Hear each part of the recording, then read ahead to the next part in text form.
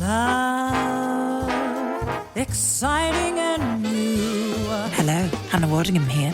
Have you seen the fabulous new Sun Princess? World-class entertainment, exceptional dining, and the greatest pizza ever. It's a love. Don't miss our Come Aboard sale with up to 40% off and free room upgrades. Visit princess.com or call your travel advisor to book.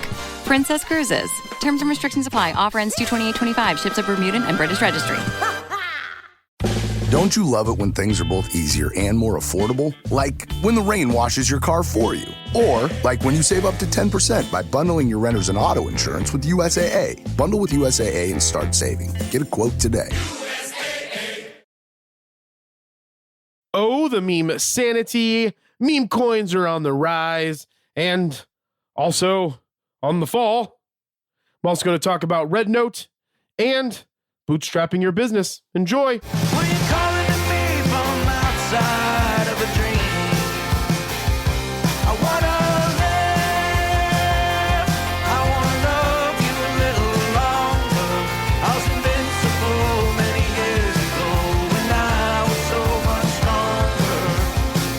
Welcome to the Age of Jeremy. My name is Jeremy Quintanilla.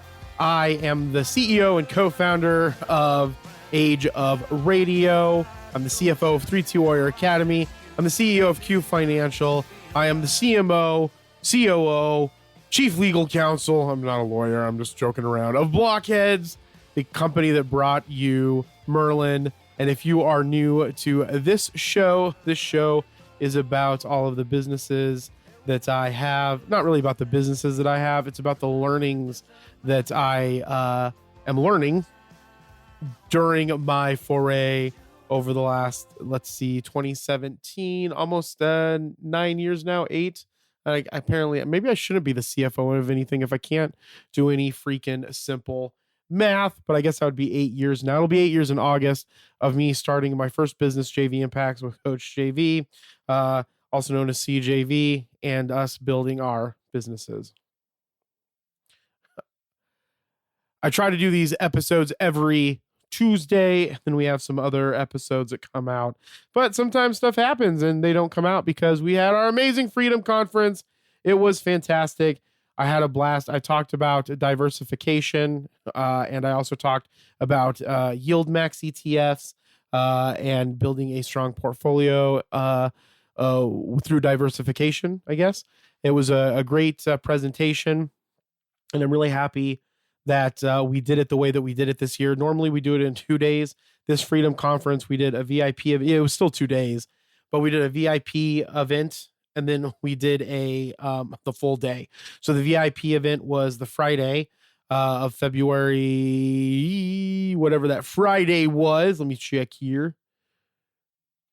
Give me one. Well, a couple Fridays ago, 2 Fridays ago. So the 7th, I guess it was the 7th. And we did a VIP event with people. We did some more planning, walked them through a booklet. And then what we did was we went ahead and the following day did our regular event that we normally do. And again, I talked about diversification and ETFs, something that I love portfolio theory. It was portfolio theory and derivatives was my favorite thing that I talked about in finance. But if you want to know more about 32 Warrior Academy, head on over to 32warrior.com or follow Coach JV. Also, I did an event last Friday with Junior Achievement. It was fantastic. I interviewed Lauren Allen from the Education Manager for Junior Achievement of Arizona. I taught all day about our regions. It's a 4th grade class that they do. So I did it the entire day. And what was really exciting was I had a guest this time that made it even more enjoyable for me because I didn't have to, manage the entire class, and I was able to get a few breaks in while they did some of the teaching. So that I'm really, really excited for. That was really, really exciting. And then I got to do the interview with Lauren Allen. She's, like I said, an education manager for Junior Achievement. She talked about Junior Achievement, their mission, about, impacting K through 12 children by teaching them financial literacy and entrepreneurship and work readiness, which I've been a part of Junior Achievement for a very long time. So that was really, really great to talk about them. So if you're interested in Junior Achievement, go to Junior Achievement of Arizona, and there's ways to give back through volunteering if you're in Arizona, or you can go to your local state chapter and give back as well, either through volunteering or through gift giving, or both. Do both is what you should do. And then last Saturday, for our Mercury show, another show that I do. And real quick, that interview with Lauren is on the Age of Radioverse Instagram.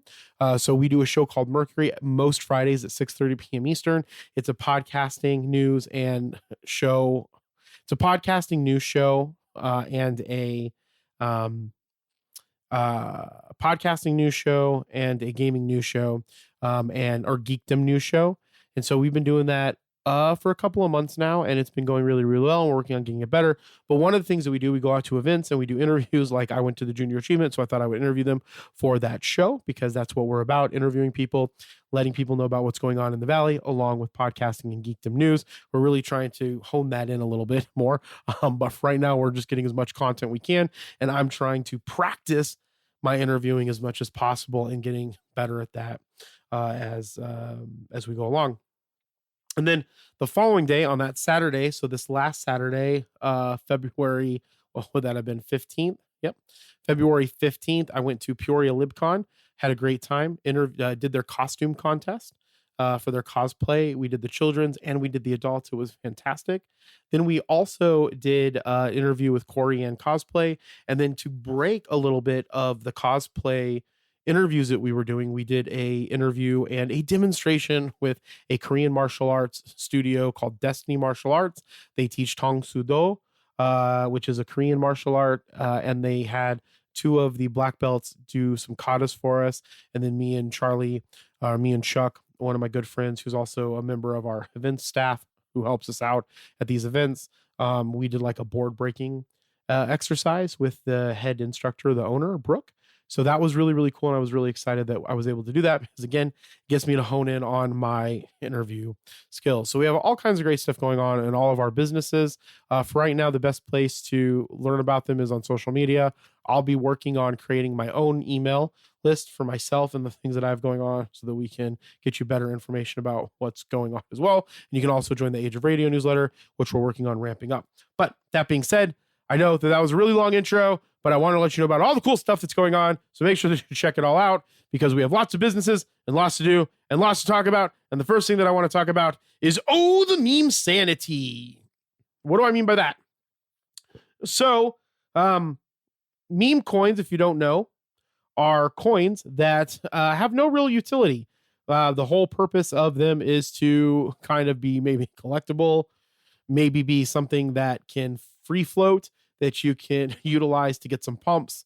And by pump, I mean get the coin to rise and then to get the coin to fall.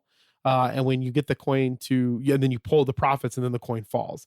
So a lot of the times what happens is people get into these projects to pump them up and then they time the market or try to time the market to pull it, but then they end up pulling all the liquidity out of the market and then it crashes. And so this has happened with a coin called Libra. Javier Milei is the president of Argentina. And it's not that I don't like people that are traditionally right leaning, because I have a lot of friends that are right leaning. I just don't understand. I understand not, liking a government and making sure that the government is efficient and making sure that it's not taking advantage of its people.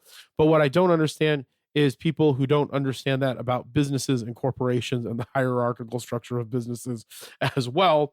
And they tend to point their anger at the wrong place, where sometimes you should be angry at the government. Sometimes you should be angry at corporations. Sometimes it's okay to be angry at billionaires.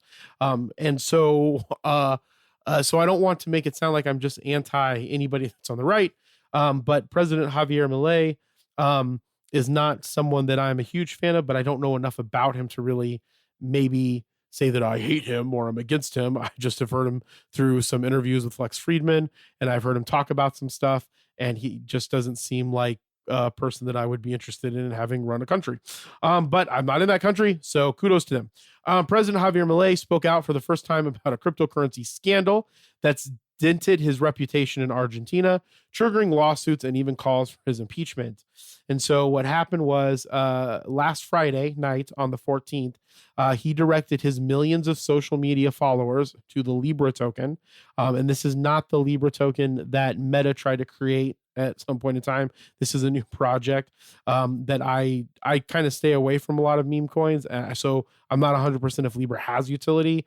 I am and I'll talk about, I'm very specific on the cryptocurrencies that I purchase. I only have 10 cryptocurrencies, I think, in total, and I keep dollar cost averaging into them on a regular basis, which I can, if I remember, I'll talk about in a second. And so his problem started Friday night when he directed his millions of social media followers to the Libra token, sending its value soaring. Okay, that's what I was talking about. You pump it, you get that value soaring. Within hours, the coin's value more than quadrupled, making the total outstanding amount worth $4 billion. So the outstanding amount of the valuation of this Libra token was about $4 billion. It then crashed, handing speculators large losses. The Argentine government has launched an internal investigation, and Milei's opponents are seizing on the worst crisis he's faced since taking power more than a year ago. The president conceded that his openness to meeting with anyone offering up solutions to his country's perennial economic woes may need to change. The most important lesson is that this is Javier talking, or Milei, President Milei. The most important lesson is that I can't keep being the same Javier Milei as always, he said. Sadly, I have to put up more filters so that it's not as easy to reach me. While Argentines demanded answers, the presidential palace, that'd be cool, rather than a White House, a palace, initially stayed silent. Economy Minister Luis Caputo was the first member of the cabinet to speak publicly earlier today, or Monday. That's when I'm recording this. You're hearing it on Tuesday, saying the incident was an unforced error about a niche topic and that Milei had no ill intentions and had committed no crimes. Cryptocurrencies are a tiny infinitesimal world. It's a world of specialists. That's very hard to understand, Caputo said. I don't understand crypto either, and it's been explained to me 800,000 times. Milei's economic minister tried to reassure the public the incident would have no fallout for markets and said that no overseas investors has texted him to inquire about the matter.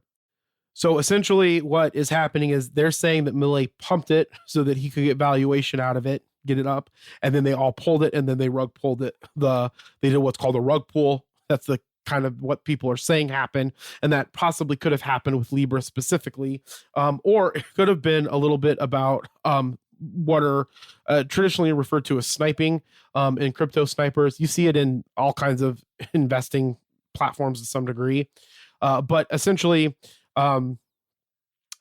he's getting looked at very badly because of this, thinking that he had something to do with the rug pull. Now, I'm not making an assessment on whether or not he had anything to do with the rug pull, but a lot of the times what happens is that bots, artificial intelligence bots or other algorithmic trading bots, they'll go in and try to find these types of cryptocurrency coins. They'll pump them with whoever is behind the bot itself. They'll pump it with money, right? And then get other people to flood into it. And then as soon as it gets to a point, they'll dump theirs, which then causes other people to start dumping. And then it kind of dumps. A rug pull is more along the lines where it was all a scam in the first place. In my opinion, that's what a rug pull is. And then that causes the person that creates the coin gets it to pump up, and then they pull everything or take all of the money from the project and then disappear. And then they're held accountable by a court of law, I suppose. So I don't know if Javier Milei meant to do anything intentionally. Again, while I said I don't agree with his politics, I'm not going to, accuse him of something that he may or may not have done. I think it's going to hurt him, and it also hurt the cryptocurrency markets in some capacity. And I think that it's going to cause a lot of people to be more weary of cryptocurrency. But cryptocurrency in a whole has kind of gone up.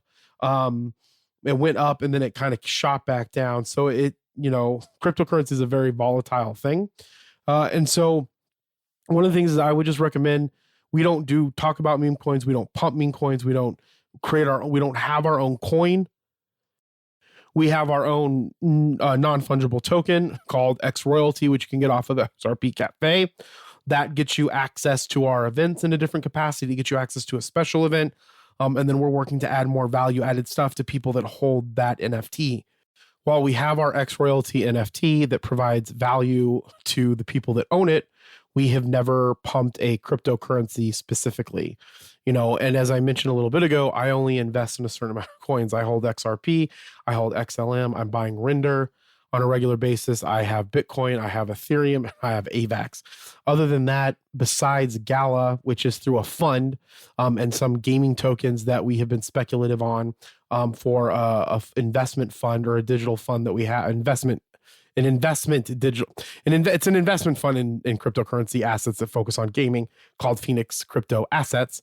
Other than that, I don't buy a lot of coins. I play around sometimes with extra money to build some portfolios with other coins to kind of get into some things as far as if I think there is going to be a pump, right? But we don't go out there, and I don't go out there and talk about them a lot. And if I do talk about them, it's in the capacity of what I'm specifically doing and letting you know about the risk. It's not going out there and saying and to invest in this. I'm explaining to you the things that I am doing. That's something that I think that we did really well as a business, to stay away from all of the mess that comes with meme coins and meme coin investing. So I just encourage you to do your due diligence on cryptocurrencies if you invest in them. And also too, we could see some pullback from cryptocurrencies, or this could be more fodder for the Democrats to push for more stringent regulation than maybe the looser regulation that maybe Trump wants to have on cryptocurrency. I do think both sides want to have regulation around cryptocurrency. I think that the left would probably want more intense regulation, or the Democrats. I don't like using the word left. The Democrats would probably want more intense regulation, where the Republicans would want a little bit looser regulation, or looser regulation to allow businesses to utilize the cryptocurrencies to thrive. So I think if they could come together and come up with some type of good regulation, I think that would really increase, people going into cryptocurrencies, continuing to use technologies and cryptocurrencies, because we want people to innovate. We want them to have access to these types of decentralized technologies to innovate. So it's kind of trying to find a balance between those. But we could see some, shake up in the cryptocurrency market. Right now, it's down from where it was up earlier, but it's up from, this, or at least my portfolio specifically. I shouldn't say the whole crypto market because I'm looking at my specific portfolio. Let me go over to the markets page.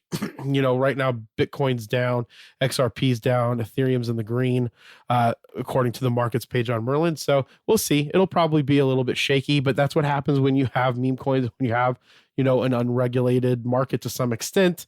While I'm a fan of decentralization and not having, large amounts of regulation, only from the decentralized platform of the government not having control over it, and allowing us to have access to that technology to build the infrastructure that we want to build. I'm a fan of that. But I do think that if we're going to want a lot of people to get into it, we're going to have regulation in some capacity. You know what's smart? Enjoying a fresh gourmet meal at home that you didn't have to cook. Meet Factor, your loophole in the laws of mealtime. Chef-crafted meals delivered with a tap, ready in just 2 minutes. You know what's even smarter? Treating yourself without cheating your goals. Factor is dietitian approved, chef prepared, and you plated. Pretty smart, huh? Refresh your routine and eat smart with Factor. Learn more at factormeals.com. So good, so good, so good. Get ready, because it's time to save at your Nordstrom Rack store. Now through February 23rd, take an extra 40% off red tag clearance boots, jackets, and sweaters. We're talking the best cold weather styles from Vince, Cole Haan, Sam Edelman, and more. All on sale for even less. All sales final. You never know what you'll find, but you know it's gonna be so good. Great brands, great prices. That's why you rack. Okay, so when TikTok was going to ban, right, everybody flocked over to this app called Red Note, trying to find an alternative to TikTok. It's very similar to TikTok in the sense that you can get into a feed of short form videos that you can just stay in hours. Okay, but it is a Chinese platform. And there's a lot of Chinese on it, which is beneficial for me because I'm trying to learn Chinese. But at the same time, if you don't speak, or it's just my algorithm. It could just be my algorithm that's giving me a lot of Chinese. Who knows? But Red Note is the international version of an app called Jiao Hong Shu, which translates to Little Red Book. It's actually been around since 2013. Jiao Hong Shu began as a platform for sharing shopping experiences and has since evolved into a comprehensive lifestyle and e-commerce app. So essentially, when TikTok was going to get banned, a bunch of people flocked over to Red Note. I learned about it from an interview that I had with, I had heard about it, but I heard more about it from an interview that I did with Hope, who goes by Hopeless Night on Instagram.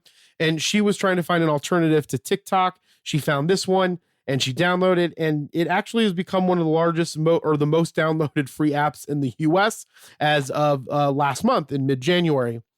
So the reason why I'm bringing this up is because I started adding content to it. Of course, I have not blown up on there, as you would maybe have thought also, that you're like, well, are you going to blow up on there? I didn't know what was going to happen. I just went ahead and I got 3 followers. I've had like 500 views. Nope, 300 views. And some of them don't even get any views from what I've put on there, which is okay. I just wanted to see what was going on it. And I put in, like, when you sign up for it, you put in stuff that you're interested in, and that builds out your main For You page, which doesn't sit in a scrolling vertical. I mean, it's a scrolling vertical, but you have 2 videos side by side, kind of like when you're doing search on TikTok. And so I have a fantastic algorithm. It's people that teach me Chinese, it's pandas, and then it's people that are showing me music in China, like musical instruments in China, and then they're talking about it. So my thought process is that what shows up to you is based off of what you put in the beginning, and then as you like stuff, it gets into the algorithm and it starts feeding that stuff up to you. The reason why I'm bringing it up is because I'm always trying to test new social media avenues. And I want you to know that this is a social media avenue that you should be trying. You know, maybe you have maybe you're trying to become an influencer. Maybe you have a podcast. There are Americans on it. There's, more and more Americans are going to it. I'm seeing more and more American content going to it. I'm starting to see content that's on other platforms that I see kind of shared on it. And that is what I would recommend that you do if you are creating content. Just take some of that content that you're currently sharing, put it on here and just test it and see what happens, and see if you can start growing it. The reason why I'm saying that is because whenever there is a push for a new app and you hear about it and you're able to hear about it before other people and get on it, you have more of the opportunity to catch a wave of virality. And when you can catch that wave of virality, that can change your entire, trajectory for your career, for what you're trying to accomplish, your goals, whether they're being an independent content creator or whether they're being a business or whatever the case is, because that's what happened with CJV, is that we were so, I'm going to say we, he would say we, I'm going to say him. He was so disciplined in putting content out 10 times a day that he had just been doing it for so long that it felt natural to do it on TikTok. And then it just started taking off. Right. And when it started taking off because he had the consistency, he had good content, he was trying new stuff. And this wave of people came into TikTok and we were on it at that time as well. And it blew up. So that's why I want to make you aware of all of these social media avenues that you can be, reposting the same content. Like at some point, maybe you want to make specific content for that specific app when you have the ability to do that. But until then, just reshare that same content from the other applications. And if you can catch a new app as more people are flooding into it, then you can catch some virality. And then that virality could probably cross push to your other applications, and because I've seen it multiple times with CJV continuing to be viral on places and then it picking up on other places and then it continuing to become viral. Right. And so that's the reason why I'm bringing that up. So I strongly recommend that you check it out, download it. Is it possible that the Chinese are stealing information? I don't know. I know the government recently put something in place where, and by government, I mean the US government.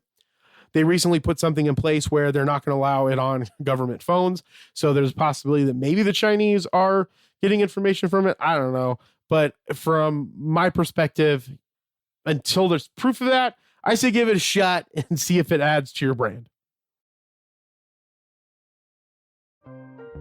This episode is brought to you by Atlassian. Atlassian makes the team collaboration software that powers enterprise businesses around the world, including over 80% of the Fortune 500. With Atlassian's AI-powered software like Jira, Confluence, and Loom, you'll have more time to do the work that matters. In fact, Atlassian customers experience a 25% reduction in project duration per year. Unleash the potential of your team at Atlassian.com. Atlassian.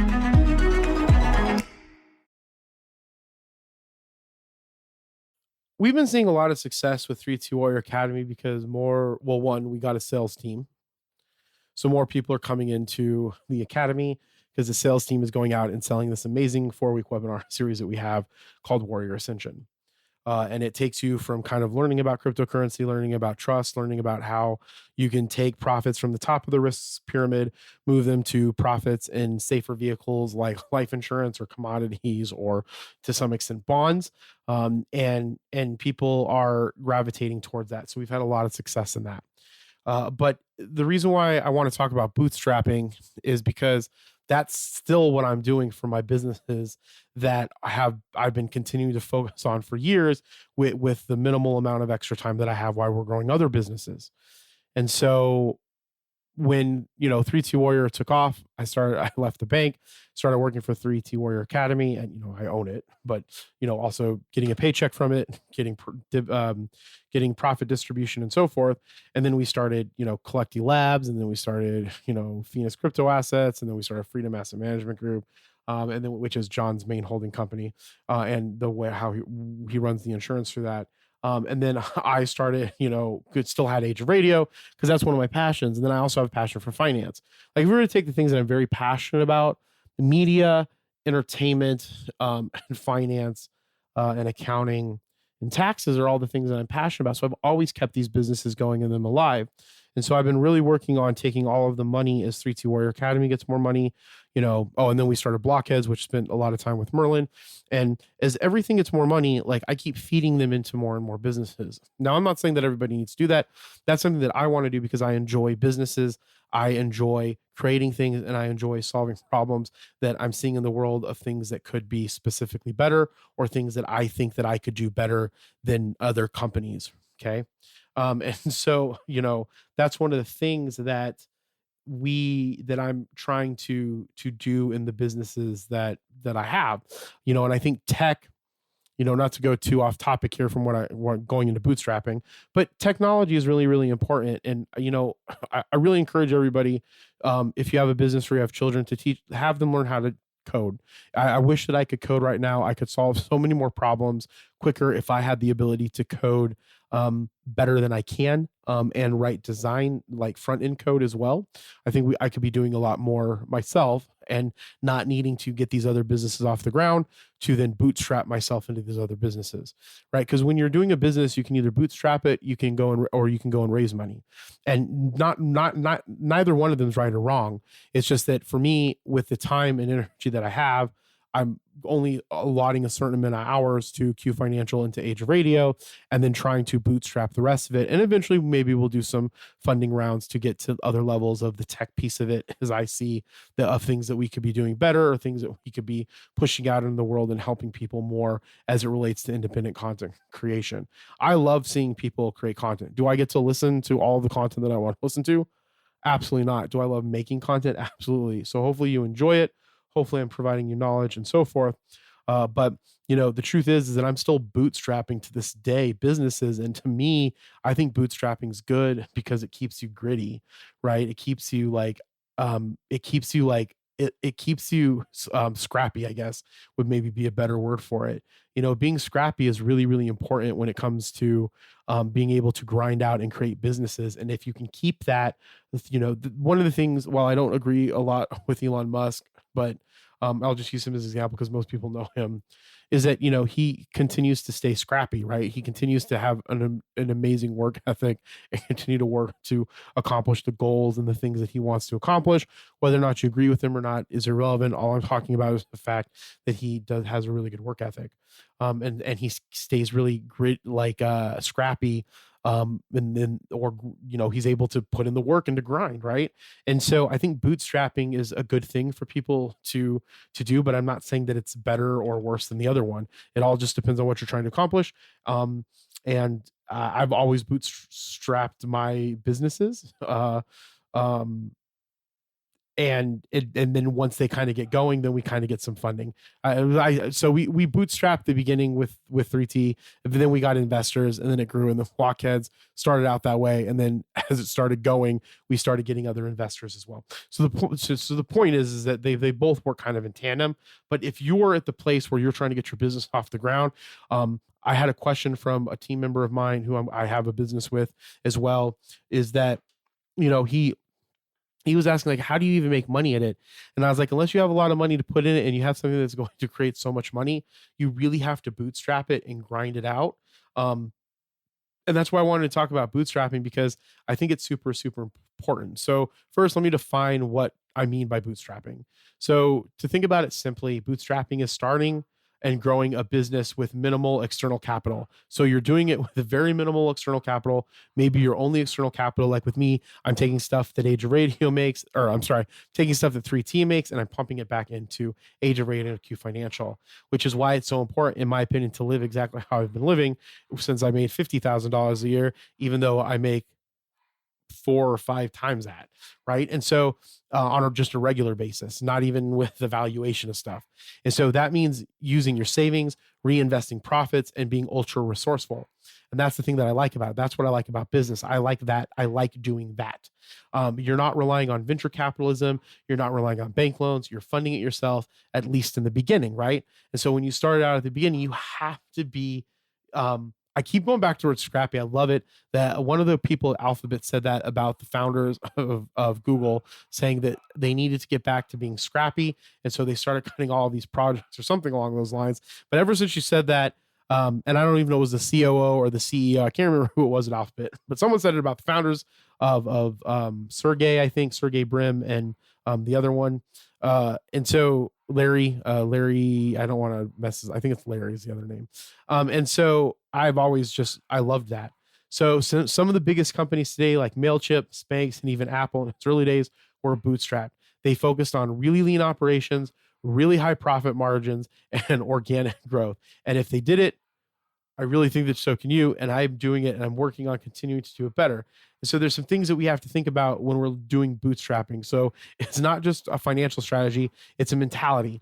You should be bootstrapping and scrappy in everything that you do. And that's what I want people to get out of it. And that's what I love about Gary Vaynerchuk, I think, is because he seems so scrappy in the stuff that he is doing. He just keeps that grind alive, or that hustle culture. And that's great. I'm not saying people need to work 18 hours a day. I don't mind working a lot. I enjoy doing it. I like doing a lot and putting a lot out in the world, because that's what I want to do. And that's what I'm trying to accomplish, and I'm just starting to get to the point where, where I'm trying, really focusing on building my brand and where I'm going. And I think it's really important that we stay with that hustle culture or that scrappiness during it. So really the first thing is you have to adopt the profit first mentality. And this is one of the hardest ones for me, because I have problems with not taking care of my team members. So I don't think, I guess I feel bad if I'm always thinking about, we got to get more profit.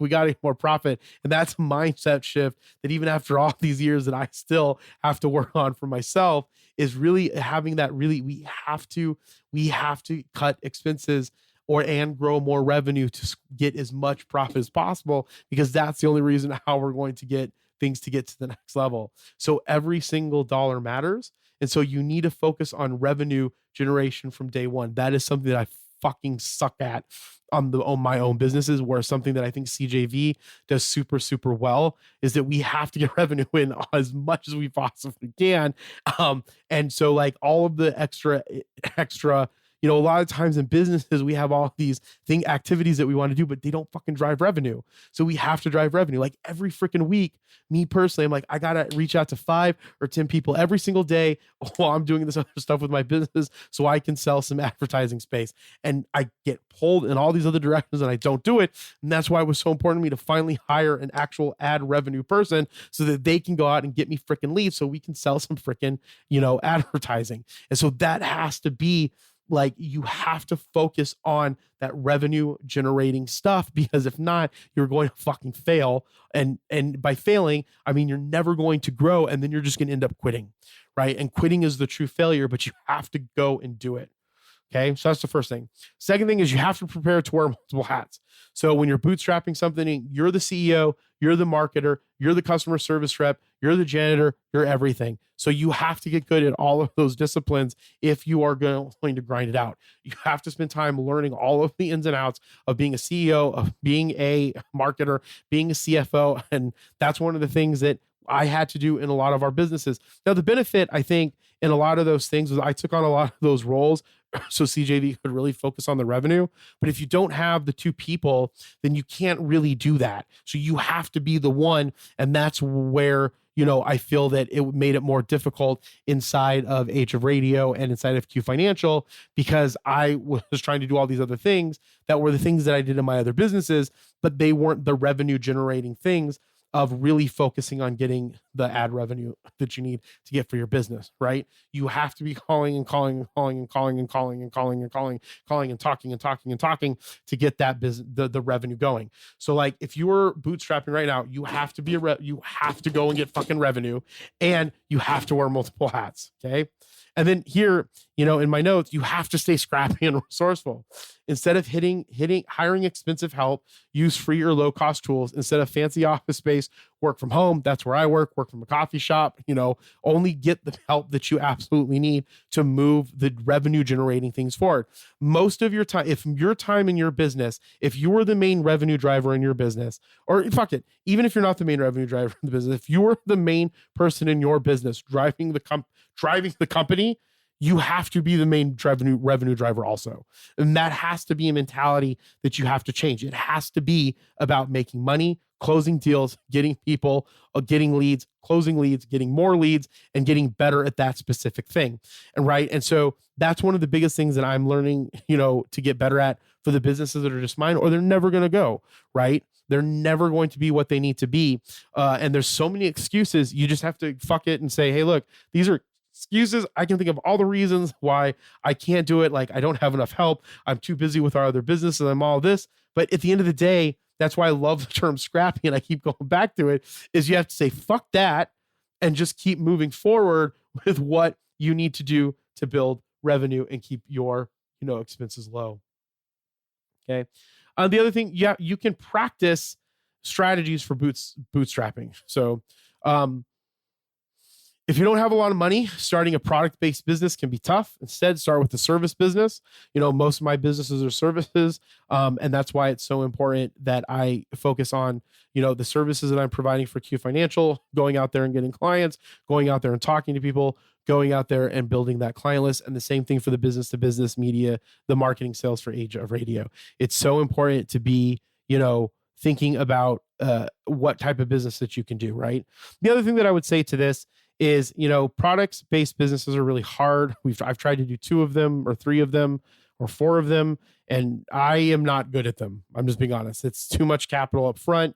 It's too difficult to manage the product. The profit margins are rough on a lot of stuff, especially with clothing. And so, I would say if you have the ability to do something service-based, do that. And then get that service to as many people as possible, because service requires little to no upfront capital, and it can generate income very, very quickly. So once you build up some of that cash flow, then you can reinvest it in a product or a different type of business model. So like, for example, TikTok, I'm going to use this example. TikTok shops or not TikTok shop, but social shopping is one of the biggest things that I see as the future of e-commerce. And I want to be a part of that, because I believe that we need more of that than just Amazon hogging all of the fucking product sales in the entire freaking world. And I have businesses that have products on Amazon for refined integrity, and I don't like the business model. And I think that that if I'm going to sell a product, which I like selling audio equipment and music equipment, and that's a big part of where we're going in the future of Age of Radio, I really want to focus on that being from a social shop. And that's one of the biggest things that I plan on focusing on as part of a long-term strategy over the next 5 to 10 years. Okay. So, but anyways, apart from that, I guess not apart from that, if you have a business and you have products, sell it on a social shop. Social shopping is super huge. So that's the first. So that's the. So once you get the cash flow, right, you can reinvest in a product or larger business model. So that's why I'm getting cash flow from other businesses. I'm pumping them into this to get cash flow going, and then I'm reinvesting in them in themselves, and then we're going to keep them going. Okay. So secondly, use free and low cost tools. There are tons of free and cheap resources. Marketing, you could use something like Canva. I started out with MailChimp for email marketing. I still use MailChimp to this day. I use HubSpot absolutely free for a CRM. I pay for it now because we started to grow. So you could use Google Drive. That's what we use for Q Financial.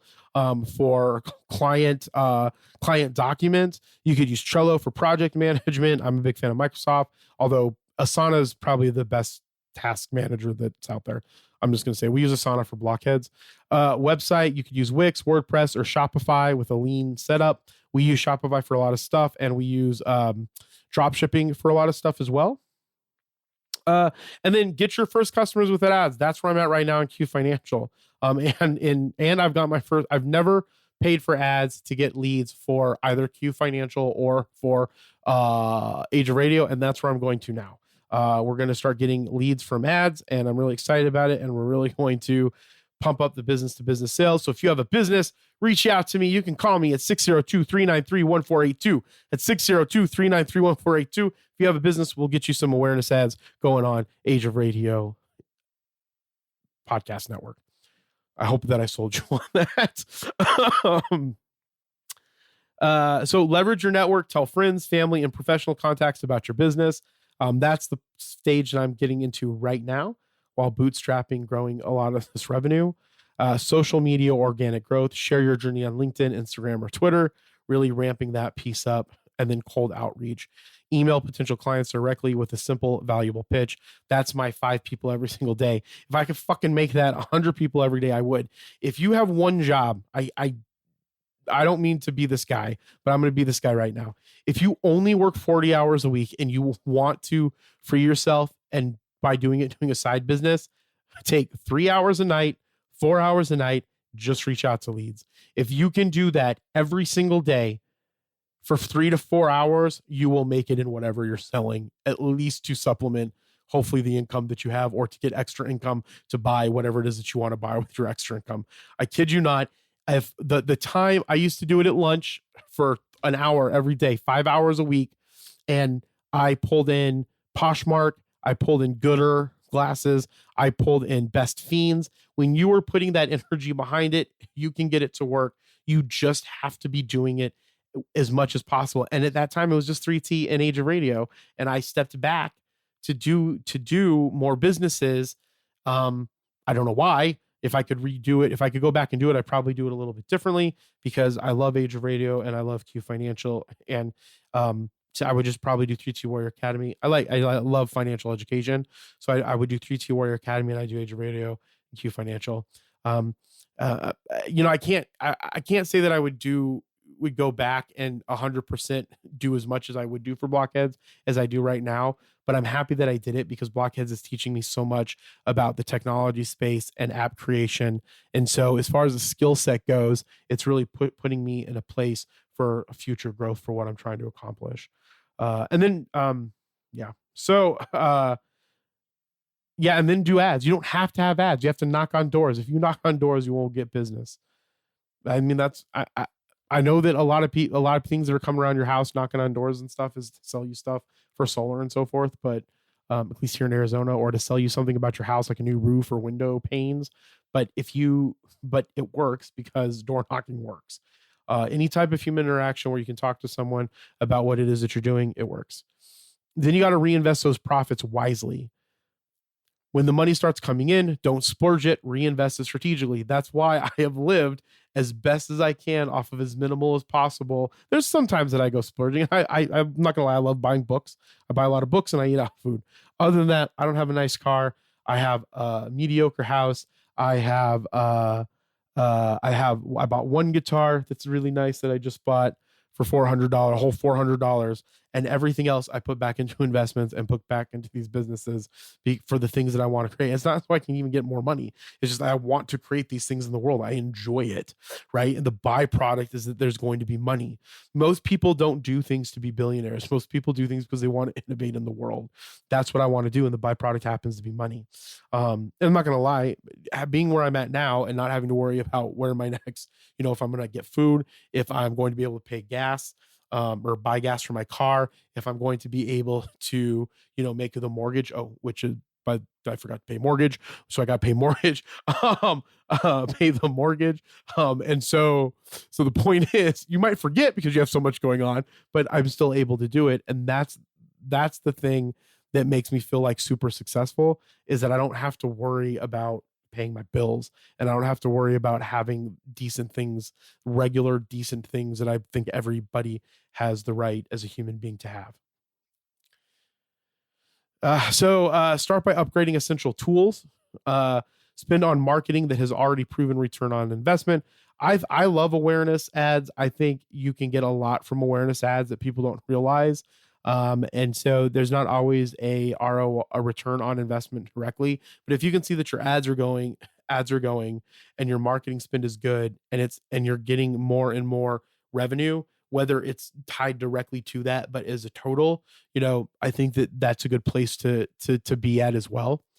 And so that's one of the things that we talk a lot about in our businesses, especially Blockheads, because we do a lot of marketing for it. And a perfect example was we track, the leads that come from CJV. So CJV or Coach had so many, organic startups that came from his social media. But the thing is it tracks it. So if someone saw it and then the person bought it later from something else, it still tracks it to Coach, but from his actual ads themselves, or his organic posts, it was much less than what was attributed to him, because there's this big feeling of ubiquitousness. So in marketing, ubiquity is the most important thing. You want to feel, depending on what you're trying to accomplish, but if you're trying to, you have to get massive amounts of customers, right? For you to fuel your revenue and to get profit, you have to create this sense of ubiquitousness. And the best way to do that is for things like Spotify ads, radio ads, billboard ads, Facebook ads, Meta ads, TikTok ads, Snapchat ads, right? And search ads. Search is really important. In fact, that's how I found Joey, or Joey found me, I guess. And we started Geek Collective from a search ad. Like, I have search ads going on a regular basis. I need to clean them up and make them better and have a better strategy for it. But that's in the process as we're revamping and reinvesting into Age of Radio. And then finally, you can expand. Well, finally, as it relates to reinvest your profits wisely, finally, you can expand your operations only when demand justifies it. So if the demand isn't there, there's no reason to expand. You can just continue to get better at what it is that you're trying to accomplish. So common mistakes to avoid. Let's think about those. So scaling too soon hurts. Hitting too many people or spending on fancy offices before you have steady revenue. Keep it tight, keep it simple, keep it garage. Keep it like in your garage as long as you can. Like startups have, our first business was started in our garage. If you can do that, keep it as long as you can. And then you also need to not focusing on cash flow. That's my biggest failure. Not focusing on fucking cash flow. Always keep an eye on your money. A business without cash flow is just a freaking hobby. Right now, it has some cash flow coming in. It's a business without cash flow is just a hobby.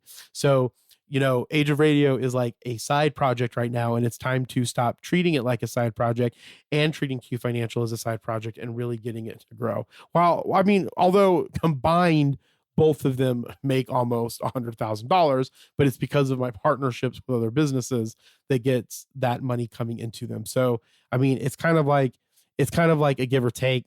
It has to keep growing. So they're a little bit more than a hobby, but sometimes they feel like just a hobby because I'm putting money into them constantly to keep them afloat and keep them going without there really being a really focus on growing that revenue. And that's a failure on my part that I need to get better at. Underpricing your services, know your worth. I do that all the time. I just want people to be able to afford it because I feel bad for certain things, helping them. I just got a client to help them with something, and I undercut myself a lot, but I was okay with it because I like doing nice stuff. But again, you don't do that. I need to not do it. Everybody know your worth and charge your freaking worth, and that's how you're going to make freaking money, right? And again, I don't want to make it sound like it's all about money, but in the end, money is the thing that creates the resources. Money is the stuff that keeps the food on the table right now in houses. Should it be that way? And is there a possibility for a better economic future? Of course. But in the meantime, we need to be in a place where we can create the life that we want and not be a slave to a job, or to find a job or a career that you're happy with so that you can be having purposeful work. So if you do want to do a side, start a job or start a side hustle, I would recommend just focusing on the bootstrapping. Just get it in your head that all you're going to go out there and do is get money. You don't need fancy shit. You don't need fancy processes. You need to build those things as you're getting the revenue. But my number one goal needs to be revenue generating activities. And I've been saying it, and it slowly gets better. Every time that I say it, it slowly gets better, a little bit better every single time. It just needs to be better, harder, and faster. Harder, faster, stronger. I don't know if that's a song. I think it's a song. Is that a song by Daft Punk? I don't know. Something stronger, harder, faster, stronger, faster. I don't know. Someone tell me what that song is, because I'm not going to look it up right now. All right. And with that, as I always say, be thankful, grateful, and kind. Bootstrap your business, and we'll talk with you next time. Bye. You were born in your dying, honey. I'm already crying for you.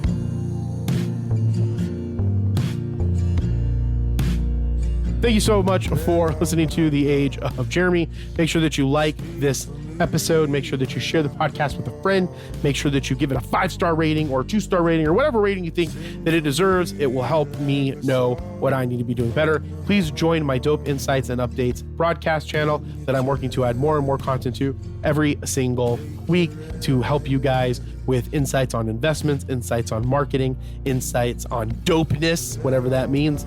Maybe we'll figure that out together. So make sure that you follow that broadcast channel in Instagram. Just go to Instagram, go to my profile, and you will see it.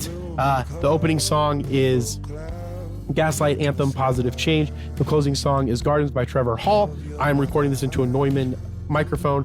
I am recording it into Zoom L8 utilizing Steinberg's Cubase, and I also use Waves plugins. And with that, thank you so much. Be thankful, grateful, and kind, and we'll talk with you soon. Bye.